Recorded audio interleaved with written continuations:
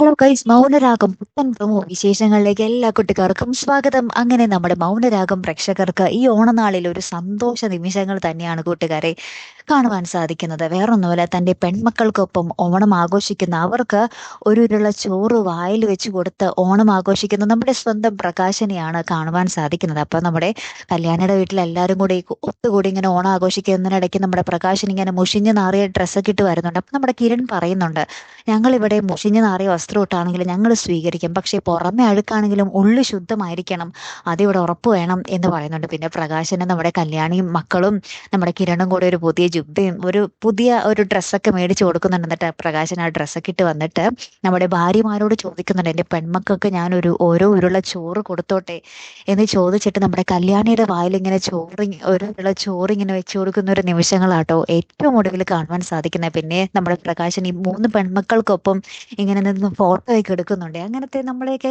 എന്താ പറയാ, കണ്ണ് നിറയ്ക്കുന്ന ഒരു നിമിഷങ്ങൾ തന്നെയാട്ടോ കൂട്ടുകാരെ ഏറ്റവും ഒടുവിൽ കാണുവാൻ സാധിച്ചതേ.